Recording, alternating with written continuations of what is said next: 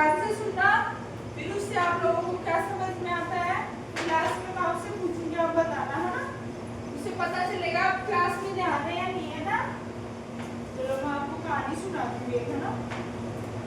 एक बार क्या होता है, एक टोपी बेचने वाला होता है जो गांव गांव जाकर क्या बेचता है, टोपियां बेचता है।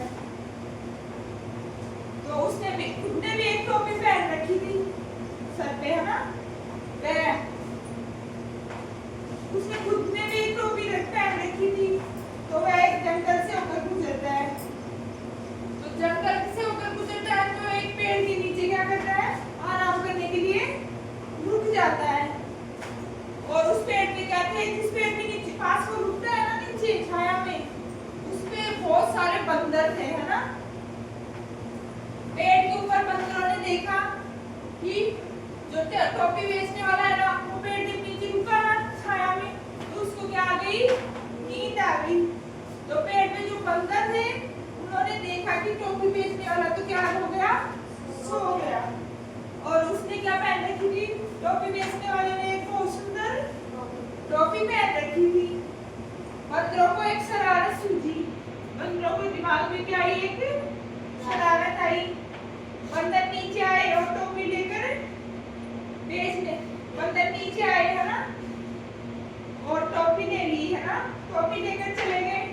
टोपी बेचने वाले की नींद खुल गई। उसने देखा कि सभी बंदरों ने क्या पहन रखी थी, टोपी पहन रखी थी। वह समझ गया कि बंदरों ने तो अपनी टोपियां ले ली। तो उसने दिमाग लगाया कि उन बंदरों से टोपियां वापस कैसे ली जाए।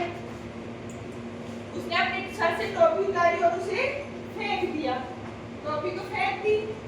ये देखकर सभी बंदर भी क्या करती है, अपने सर से टोपी उतारी और फेंक दी, नीचे फेंक दी। टोपी बेचने वाले जल्दी जल्दी क्या किया, सारी टोपियों को इकट्ठा किया, है ना, इकट्ठा किया और अपने जो थैला था उसमें रख लिया, थैले में रख लिया और खुशी खुशी क्या किया, दूसरे गांव में चला गया टोपी बेचने वाला। तो इस कहानी से अपने को क्या समझ में आता है, क्या समझ में आया इस कहानी से, कि हमें अपनी समझदारी सूझबूझ से काम लेना चाहिए, है ना। कि टोपी बेचने वाला समझदार था ना, वैसे तो बंदर उसको टोपी नहीं देते, लेकिन जब बंदर टोपी बेचने वाले ने समझदारी दिखाई, उसने अपने सर से टोपी उतारी और फेंक दी। तो बंदरों ने भी वैसे ही किया, बंदरों ने भी उसकी नकल की।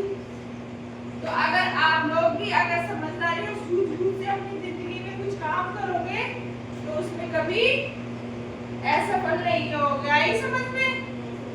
Very good.